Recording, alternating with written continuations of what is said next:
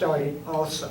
So there was a lot going on between our city council and the community. So I would like to thank Margaret. When I see her name anywhere, I will come and honor that. Since I was Crescent this morning, and I am now Sir Douglas Jones. That's the Sir Douglas. Yes. Okay, I got it. I had the privilege of representing the Deerfield Hills neighborhood at a time when there were so many issues facing it, but one of them was that we had planned to build Drennan, now Proby, way far away from the neighborhood and take some of the pressure off the old Drennan and kind of help the neighborhood. And then in the final moments of planning, the city staff, transportation staff, whom by then I adored and mostly forgave, and had a problem with a sand pit that they didn't realize was going to be a problem for construction, and they ended up having to move it back closer to the neighborhood than they wanted to be, but still farther away from the old Drennan. So we had to figure out how to navigate that and keep the neighborhood from being further ghettoized, and make sure there were enough ways in and ways out that it wouldn't become, isolated. And so, yeah. I hope once you maybe cover how we took control of council during that process in getting our trail, with getting the members elected that would support. Oh, yeah, that. So we started, we think, 97 years of learning curve. And then Sally Clark, who was on the west side fighting her fights over Fire Station 3, and I met by accident, as if anything's by accident, at a community meeting, and teamed up. And Scorman. we started to realize that we needed to support candidates. And we supported, the first people we helped get elected were Ted Eastburn, the late Ted Eastburn, and Richard Scorman. And they were big supporters of our trail. I still remember walking the future trail with them. And then Sally ran for mayor, and that didn't work out that time. So then a couple of other people ran for council in 2001, including me. So it sort of happened. But if somebody had told me like 5 minutes before I decided to run that I was going to run, I wouldn't have believed them. So it just sort of happens. Isn't that true, Ms. Busby? You just go. You're preaching to the choir. Right? Yeah. You want to be involved, and you've got to step up. And you can either find a candidate, groom a candidate, support a candidate, counsel a candidate, or you can be the candidate. And that's what a couple of us decided. And we kept on for quite some time. I don't know if Rock Island Trail still supports candidates openly, but I know we deliberately kept our bylaws and our paperwork so that we could support candidates for that reason. So, what else? Sir? I'm interested in your double top secret Plan? No, can that still happen? And how did that happen then? What's different now that would protect neighborhoods or citizens from, having that sort of thing happen to them? The beauty and the challenge of democracy is anything can happen, There's nothing that a council in 2002, 2003 could officially, really honest to God, do that would prevent future citizens and future councils from revisiting.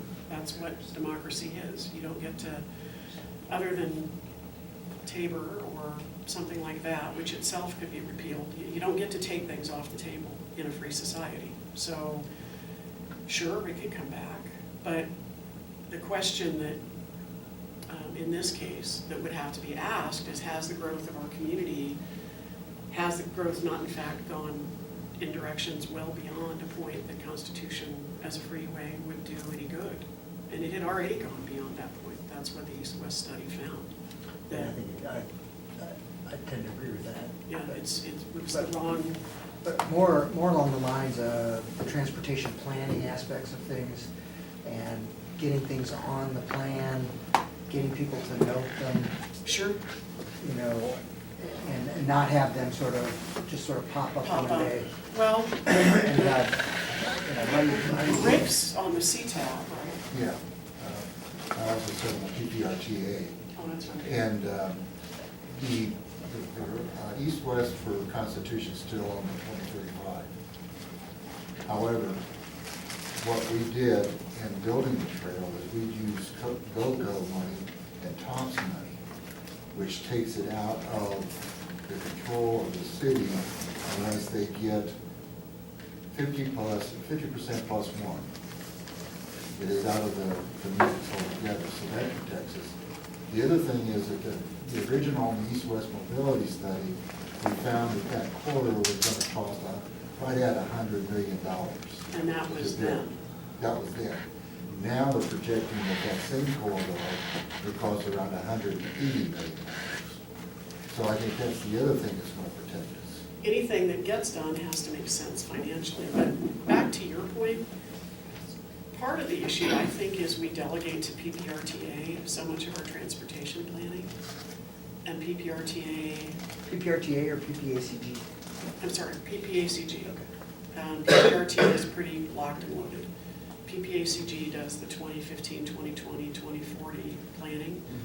And unfortunately, you don't end up with a lot of citizens going to those meetings. I mean, the only reason we went is because we were hair on fire trying to get educated. And you don't end up with a lot of folks doing that. So that's a challenge. You know, in the end, the fact that staff was trying to protect a corridor, nobody would have had a problem with protect a corridor. Nobody would have had a problem with that if they'd been honest about it. I did that on some property Steve Schuck had on Austin Bluffs. If you're open about, we have a plan here, folks, that could involve this property and we'd like to not build something else on it right now. As long as you're open, nobody would have had a problem with it. It was the secret documents that didn't exist and then suddenly they did. And it was like Watergate, it was ridiculous. What's PTAs? Pikes Peak Area Council of Governments. It's the group that brings all the governments in the Pikes Peak region together. And there's a representative from all of the little towns, plus 3 representatives from Colorado Springs and 3 representatives from the county, who meet every month, sometimes more often, to discuss joint concerns and joint responses to those concerns. And And it's actually required, am I right? Yeah, it's a By- federal PPACG, and Pueblo has one, and most communities have one, or are part of one, I should say, are metropolitan planning organizations. They're called MPOs at the federal level, and they're mandated. It's mandated the day that they exist, and your boards are usually made up of some part of your elected bodies, and they do a great job. It's the stuff that isn't out in the open that people have concerns about. That, you know, if it's in a plan, at least you can go find it. Was PPACG in that 87, 88 kind of time? It existed. It exists, I know that, because it was there when I moved here. Yeah. But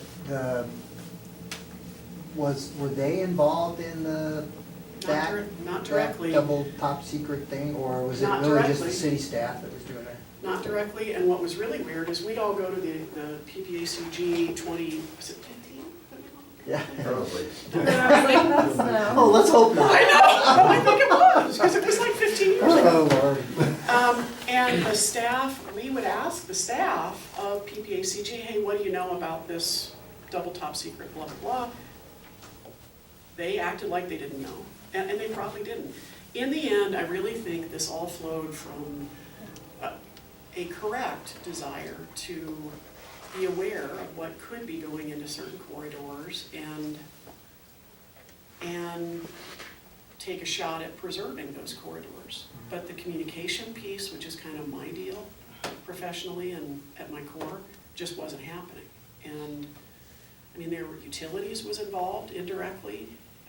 There were maps that utilities had of the Fontanero complex. and this is city complex, city yard, and they showed, planning for future Constitution Freeway right on them, because they'd been told to do that. I mean, it was just a mess, and it wasn't, in the end, what they were trying to do, probably in and of itself, wasn't all that bad. It's that they weren't talking to us, the constituents and the citizens, about it. And that's the Margaret in 2015 perspective. That wasn't There was, what we thought at the time. there's one thing you said to me probably a year or so ago when I came to you and said, I just gotten through this meeting and they're still talking about Constitution. And this, I think, is a very useful lesson also. And Margaret said to me, basically what you just said now, a little while ago anyway, which is, our community's grown so much that by the time, It doesn't make sense. let's say it's on the 2035 plan, by the time we get to 2035, we're gonna have so many other ways that we've got to spend that 180 million on, that it'll be spent on that and not on Constitution. I thought that's a useful lesson for anyone who's interested in what we're trying to do with our communities, is you don't need an absolute victory, often. You don't need an absolute victory. You just need to win now.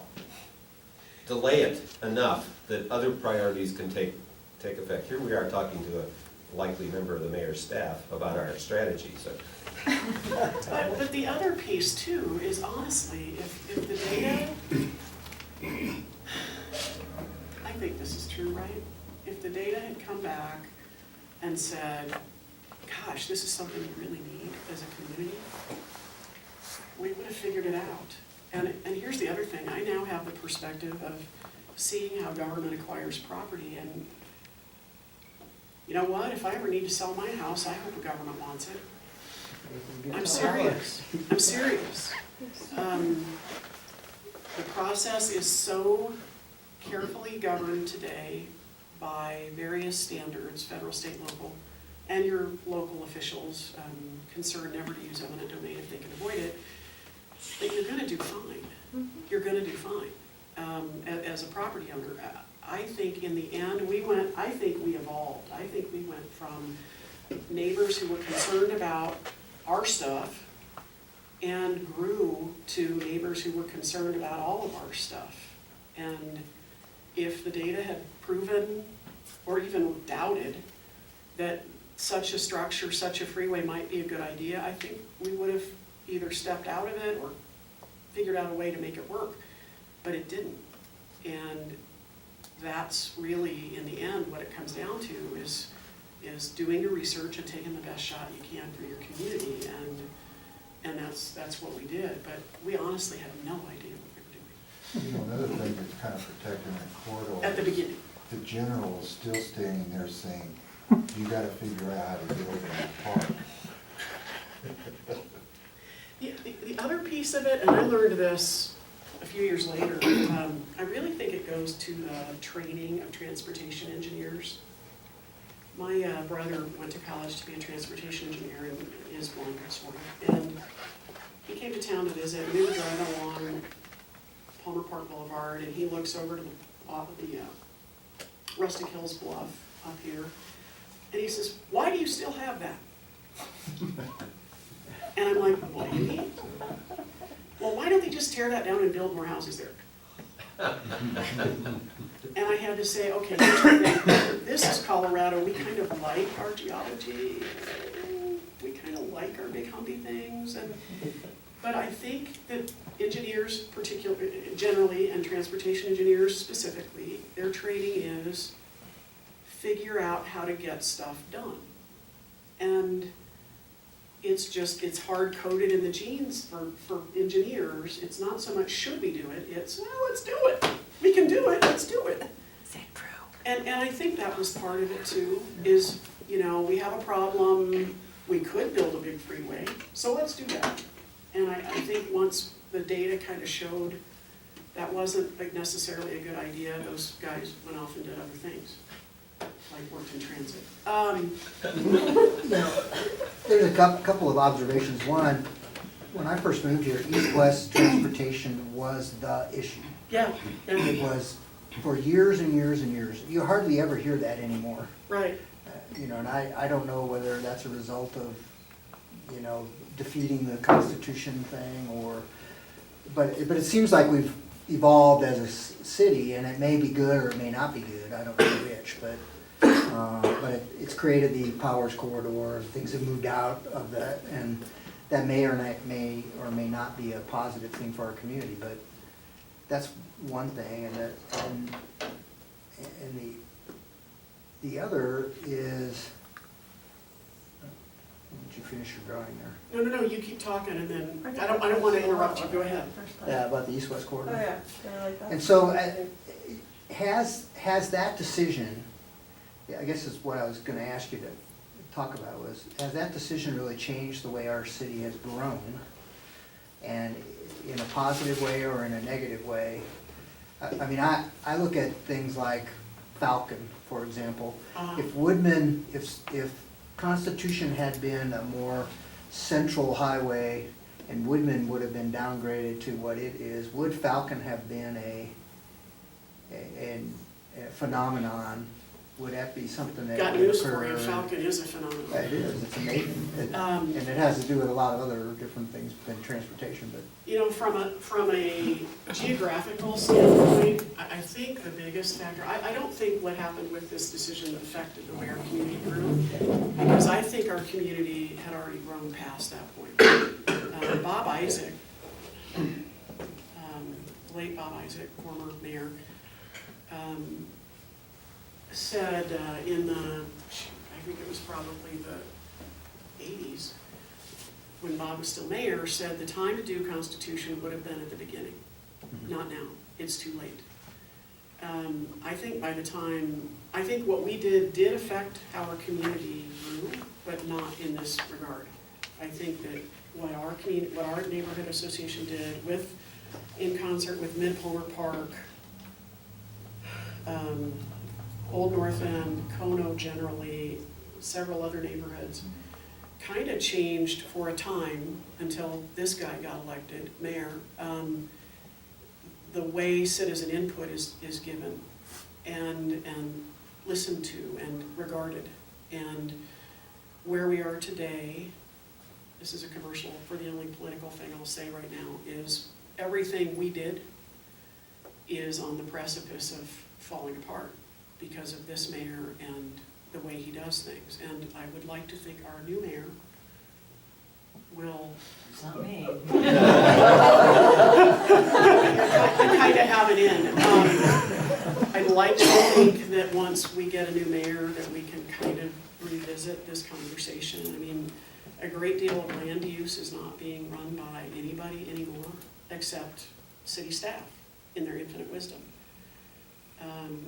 I would think that what probably affected the way our community grew is more to do with the cost of development within the municipal boundaries versus the cost of development outside of municipal boundaries. And I now live on 5 acres on a well. So here I am, a surface water kind of girl, and I live on a well, which is like the ultimate definition of cognitive dissonance. It drives me crazy every single day that I don't have city water out there. I think it was too late for Constitution. What we've ended up, and thank God it was, what we've ended up with though is, and the study, East West study found this, is that when powers, in fact, the greatest single corridor, I'm remembering parts of this, I've forgotten, thankfully. The single greatest impact of any corridor that could be modified, the study found was powers as an expressway, because it would feed all the east-west corridors. And then you've got I-25 here, and it would access most or all of the east-west corridors. And by the time we get to Constitution, it's just this little cutoff that Constitution has. There are so many other corridors to meet the need, and Platt really snuck up on everybody. Platt is hugely helpful. And I think the same thing's true actually of Garden of the Gods, Garden of Gods is Austin Bluffs, Austin yeah. Bluffs and Barnes. Yeah, That All forms a those. very nice east-west. but the hard one was for people to realize it isn't about concentrating. You don't want to concentrate, you want to disperse. And that's because we don't all live at the same place and work at the same place. And it doesn't make sense to channelize people in a single corridor. But what else? Here. Well, I feel like I'm asking these questions way too late, but when you were talking about the effects of making the freeway out of Constitution, you failed to mention Dublin. Dublin is another, Dublin, and I live right That's by right. it. And interestingly enough, yesterday the conversation was saying, we need to educate, we're not even teaching civics, etc. Well, Mary Lou Makepeace facilitated Bob Isaac role-playing a council meeting with my second graders, and when Bob Isaac was no longer there, somebody else, we did that for 15 years. And here I am sitting in on all of this, and I never went and stood up because she taught us to say, "Good morning, Mayor and members of council, my name is Nancy." So anyway, I guess I dropped it. But back in the days when we could see what was progressing with Dublin, I ran around the neighborhood passing out flyers, and when the bridge was closed and we suddenly became a quiet, wonderful neighborhood, we did everything we could to prevent them from reopening it, and we couldn't stop it. It's hard. And there were many meetings at Current, and we attended them all, and they never, they'd ask us our opinion, but they totally ignored it. and they probably write it on a big whiteboard. Oh, yeah, but they totally ignored it, knew whatever they had in mind. So these things that you listed, the results, to some extent those are happening, but it has also brought some economic growth in our area, having Dublin cut through to North Academy. The thing that I'm wishing that could be done right now is that the sidewalks have become so decrepit along there that it's hard to walk them, and we actually have some sort of city ordinance that you have to clear the ice off your sidewalk, but it's not, nobody enforces that. So the sidewalks are impassable in the wintertime along those people who have a fence south of the sidewalk. So is there any reasonable hope that the city, as they've come through and done things to Dublin, that they would come through and make our sidewalks lovely again, as well as that, there's that space between the curb and the sidewalk. And for homeowners to individually maintain that sidewalk and that 4 feet in there is a huge economic and physical demand, Yeah. many of whom cannot live up to it. Didn't we make So- sidewalks part of? Yeah, They're part of the PPRTA. The PPRTA is concentrating on maintenance in the next 10 years over capital. So how do we get their attention? It will be scheduled to come your way, but you can also contact Kathleen Krager, I believe would be your first contact. K. Krager at springsgov.com. Yeah. And you can also ask your council member, the newly re-elected, well, he hasn't been re-elected, he was just elected, Larry Bagley is probably your council. No, I think Don Knight is her.